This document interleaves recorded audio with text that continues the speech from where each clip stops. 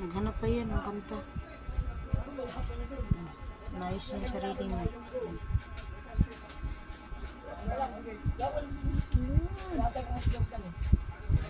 Cute.